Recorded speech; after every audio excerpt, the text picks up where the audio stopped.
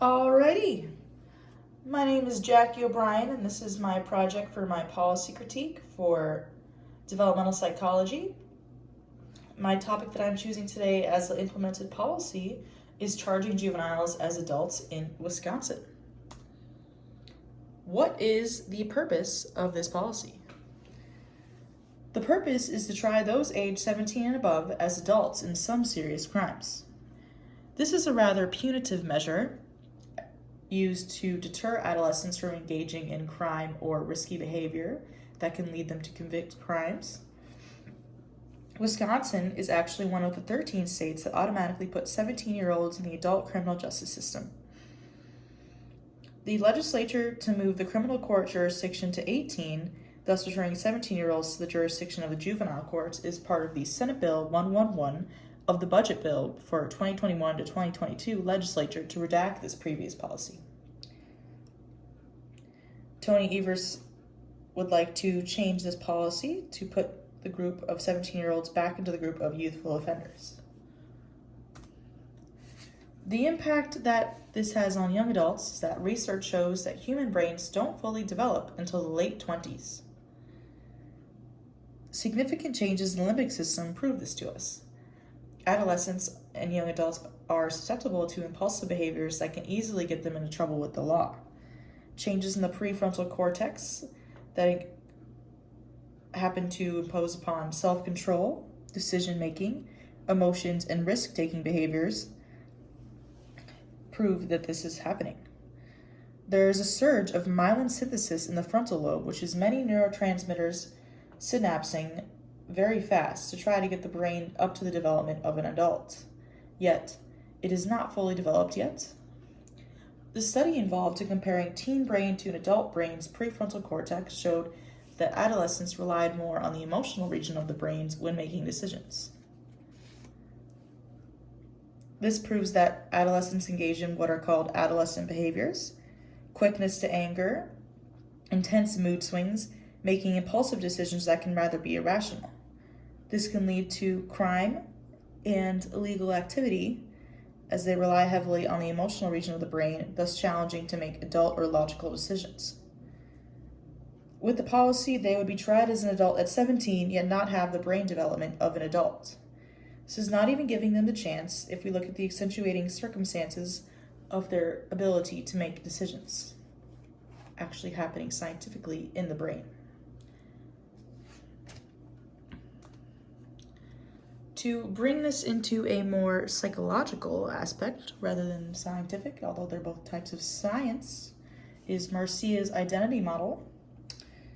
This model demonstrates how someone's identity status changes, as diffusion is when there is low commitment, so there's low particular course of action, as well as low crisis, there's low active exploration happening, so everything is just stagnant, whereas in foreclosure, there's no active exploration or crisis at all, or rather low, and the commitment is very high, so the particular course of action, such as they're following to the family's business, other things like that in adolescence.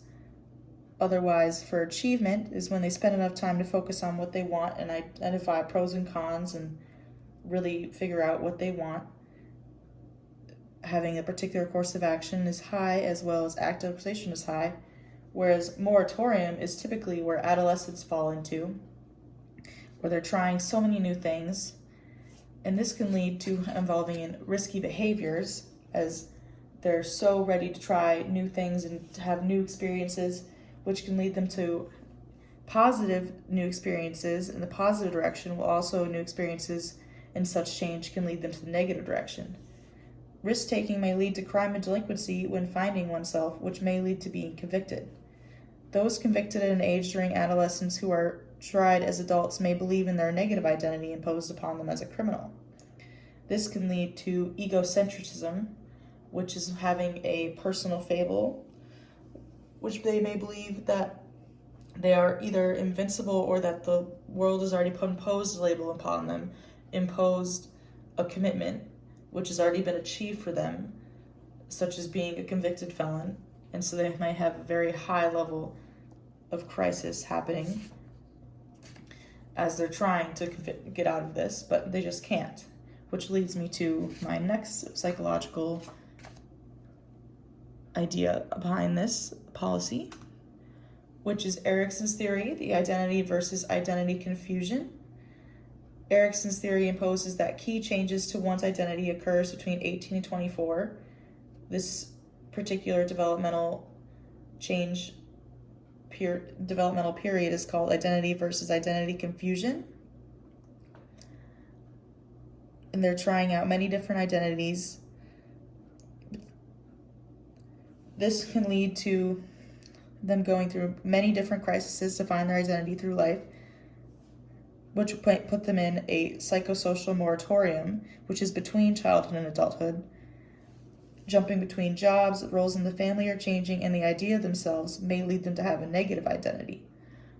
If they believe in having what their own perspective of their own identity is bad due to the social identity that was imposed upon them as being a convicted felon, because they can't get jobs as easily and they're not as happily loved or accepted by their family and other social aspects of their lives because of the convicted crimes that they have done on their record, which may change them to their own personal identity, which puts them in a great state of role confusion, as this picture demonstrates that I have here. Yet, it might be hard to get one of those jobs. Most adolescents eventually discard unwanted roles, yet once you have been convicted, you cannot reverse the crime, unfortunately.